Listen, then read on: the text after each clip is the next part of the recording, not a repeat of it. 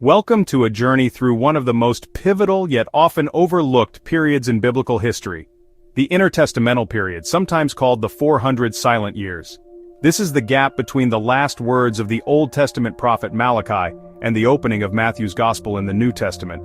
For roughly 400 years, from about 400 BC to the time of Jesus, no new prophetic books were added to the Hebrew Scriptures. But don't let the term silent fool you. This was a time of seismic shifts, epic struggles and profound changes that set the stage for the world Jesus was born into. Let's dive in and uncover what happened during these 400 years. By the time Malachi penned his final words around 430 BC, the Jewish people were living under Persian rule. The Persians, led by kings like Cyrus and Darius, had allowed the Jews to return from Babylonian exile and rebuild their temple in Jerusalem. Life wasn't perfect, but it was stable. The Jews had their temple, their priests, and their law. Malachi's prophecies called for spiritual renewal, warning of a coming day of judgment and a messenger to prepare the way. And then, silence. No new prophets, no new scriptures, at least not in the way we think of the Hebrew Bible. But the world wasn't standing still. Far from it. Over the next 4 centuries, empires would rise and fall, cultures would clash, and the Jewish people would face challenges that would shape their identity and faith in profound ways. For the first century or so after Malachi, the Persian Empire held sway over Judea. The Persians were relatively kind rulers. They let the Jews practice their religion and govern themselves locally, as long as they paid their taxes and didn't rebel. This period was marked by a focus on rebuilding Jewish life. The temple was up and running, and leaders like Ezra and Nehemiah worked to restore the law of Moses as the center of Jewish identity. But this was also a time of growing diversity among the Jewish people. Some stayed in Judea, others lived in places like Babylon or Egypt, forming what we call the Jewish diaspora. These communities began to speak Aramaic or Greek, and some even translated the Hebrew scriptures into Greek, laying the groundwork for what would later become the Septuagint. The Persian period was calm, but change was coming. A young Macedonian king named Alexander was about to shake up the world. In 332 BC, Alexander the Great swept through the ancient Near East, toppling the Persian Empire like a house of cards. By age 25, he had conquered much of the known world, including Judea. Alexander brought with him Hellenism, Greek culture, language, and ideas. Cities were built with gymnasiums, theaters, and temples to Greek gods. Greek became the language of trade and government. For the Jews, this was a mixed bag. Some embraced Hellenistic culture, adopting Greek names, clothing, and philosophy. Others clung tightly to their traditions, seeing Hellenism as a threat to their faith. After Alexander's sudden death in 323 BC, his empire fractured. Judea found itself caught between 2 of his successors, the Ptolemies in Egypt and the Seleucids in Syria. Under Ptolemaic rule, life was relatively peaceful. But when the Seleucids took control around 198 BC, things got messy. The Seleucid kings, especially Antiochus IV, wanted to unify their empire under Greek culture, and they weren't asking nicely. So enter one of the most dramatic chapters of the Intertestamental Period, the Maccabean Revolt. In 167 BC, the Seleucid king Antiochus IV Epiphanes outlawed Jewish practices. He desecrated the temple in Jerusalem, setting up an altar to Zeus and sacrificing a pig on it, an unthinkable act for the Jews.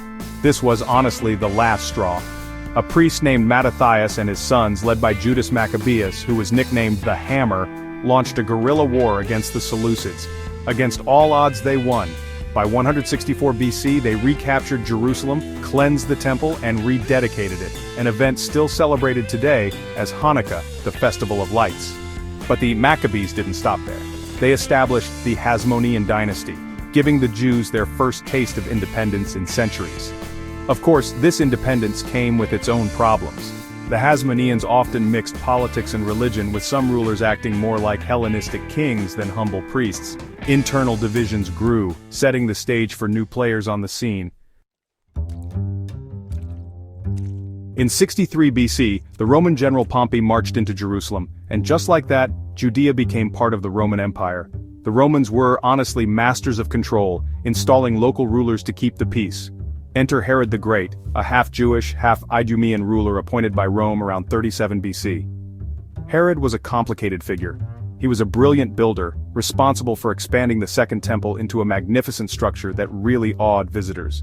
But he was also ruthless, paranoid, and obsessed with power. He taxed the people heavily and crushed any opposition.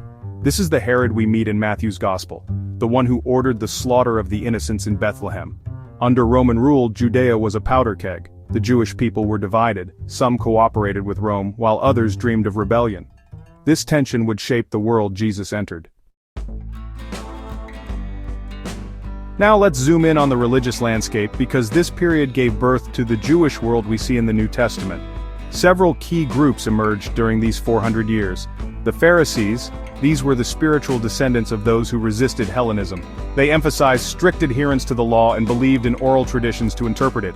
They also believed in the resurrection of the dead and angels, ideas that weren't as prominent in earlier Judaism. The Sadducees were the aristocratic elite, often tied to the temple priesthood. They rejected oral traditions, sticking only to the written Torah, and didn't believe in resurrection or angels.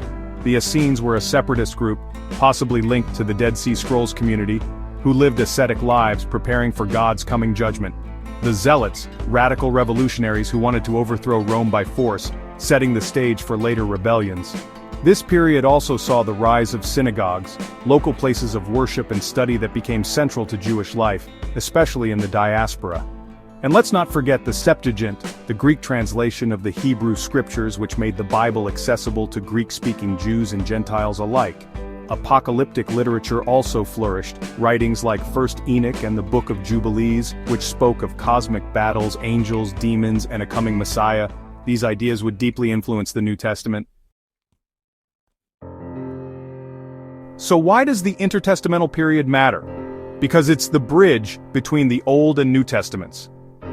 The world of Malachi, with its Persian rulers and rebuilt temple, was vastly different from the world of Matthew, with its Roman overlords, divided Jewish factions, and messianic expectations. The 400 silent years weren't silent at all, they were a time of transformation.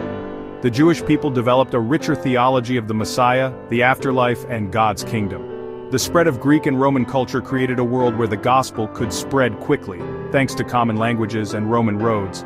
And the struggles of this period, oppression, rebellion, and hope, shaped a people longing for a savior. When Matthew opens with the genealogy of Jesus, we're stepping into a world primed for his arrival. The promises of Malachi, the hopes of the Maccabees, the prayers of the diaspora, all find their fulfillment in the one born in Bethlehem. The intertestamental period may not have its own books in the Bible, but its story is written in the history, culture, and faith of God's people. It reminds us that even in the so-called silent times, God is always at work, preparing the way for his plan. Thanks for joining us on this journey through the 400 silent years. Until next time, keep exploring the story of God's redemption. Want to learn more? Check out resources on the Septuagint, the Maccabees, and the Dead Sea Scrolls.